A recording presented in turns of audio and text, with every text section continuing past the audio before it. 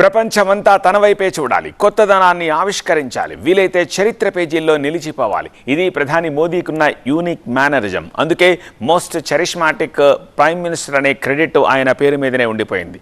ఇదే పంథాలో మరో స్టెప్ ముందుకేస్తున్నారు మోదీ. ఆయన చేయబోయే యుక్రెయిన్ పర్యటన ద్వారా ప్రపంచం దృష్టిని ఆకర్షించబోతున్నారు. Not only diplomacy, daring and dashing అంటూ యుక్రెయిన్ టూర్కి ఎక్స్ట్రా గ్లామర్ని యాడ్ చేస్తున్నారు. ఇంతకీ మోదీ పర్యటనలో అంత కొత్తగా ఏముండబోతోంది? వార్ జోన్లో ప్రధాని మోదీ, ఉక్రెయిన్లోకి డేర్ డెవిల్ ఎంట్రీ, 20 గంటల పాటు మోదీ ట్రైన్ జర్నీ, జెలెన్స్కీతో భేటీ, అంతకు మించి ఇంకోటి. ప్రధాని మోదీ టూర్ లో నాటు స్టెప్. పోలాండ్ రాజధాని వార్సా వెళ్తున్నా అంటూ విమానం ఎక్కే విజువల్ సోషల్ మీడియాలో పోస్ట్ చేశారు ప్రధాని మోదీ. పోలాండ్ తో మనకున్న దౌత్య సంబంధాలకు 70 ఏళ్లు నిండాయని, సెంట్రల్ యూరోప్ లో పోలాండే మనకు కీలకమైన ఆర్థిక భాగస్వామి అని, 2 దేశాల బంధాన్ని బలోపేతం చేయబోతున్నా అని హింటిచ్చారు ప్రధాని మోదీ. నిజానికి గత 45 ఏళ్లలో భారత ప్రధాని పోలాండ్ లో పర్యటించడం ఇదే తొలిసారి. 1979లో అప్పటి ప్రధాని మొరార్జీ దేశాయ్ పోలాండ్ వెళ్లారు. ఆ తర్వాత పోలాండ్ గడ్డపై అడుగుపెట్టిన క్రెడిట్ మోదీకే దక్కింది. ఇదంతా ఒక ఎత్తైతే, పోలాండ్ నుంచి ఉక్రెయిన్ కి టూర్ వేసిన మోదీ అంతకు మించిన చరిత్ర సృష్టించేందుకు సిద్ధమంటున్నారు. ఇందుకీ ఏమిటా చరిత్ర? మోదీ చేయబోయే సాహసోపేత చర్యపైనే ప్రపంచమంతా స్పెషల్ ఫోకస్ పెట్టింది. పోలాండ్ తర్వాత యుద్ధభూమి ఉక్రెయిన్ లో ఎంట్రీ ఇవ్వబోతున్నారు ప్రధాని మోదీ. నెల రోజుల కిందటే రష్యాకు వెళ్ళొచ్చారు ఆయన. అంతలోనే రష్యా హార్డ్ కోర్ శత్రు దేశమైన ఉక్రెయిన్ కు వెళ్లడం సహజంగానే ప్రపంచం దృష్టిని ఆకర్షించే అంశం. అయితే మోదీ ఉక్రెయిన్ వెళ్లడం ఇదే తొలిసారి.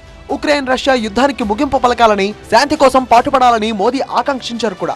ఉక్రెయిన్ ప్రెసిడెంట్ జెలెన్స్కీతో ప్రత్యేకంగా జరిగే భేటీలో మోదీ ఏ విషయాలు మాట్లాడతారో, మోదీ పర్యటన తర్వాత రష్యా ఉక్రెయిన్ యుద్ధంలో మార్పులేమైనా చోటు చేసుకోవచ్చా అనే చర్చ ఒకవైపు జరుగుతుంటే, మోదీ ఉక్రెయిన్ టూర్ మరో విధంగా ట్రెండ్ అవుతోంది ఇప్పుడు.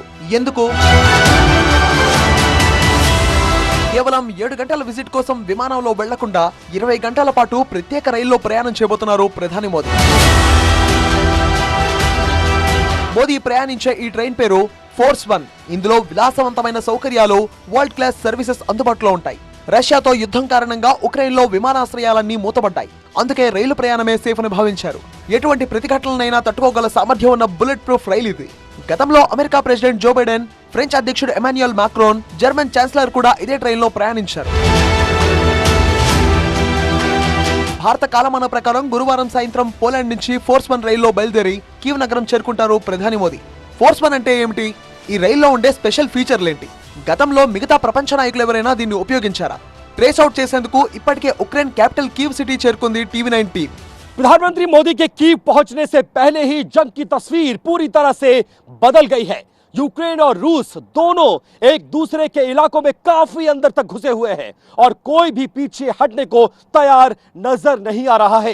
कई फ्रंट पर जंग ऐसे चल रही है, ऐसे में पीएम मोदी के लिए दोनों पक्षों में शांतिपूर्ण समझौता और समाधान निकालना एक बड़ी चुनौती साबित होने वाली है। అటు మోదీ ఉక్రెయిన్ టూర్ లో మరో అట్రాక్షన్ ఏంటంటే మొరిన్స్కీ ప్యాలెస్ సందర్శన.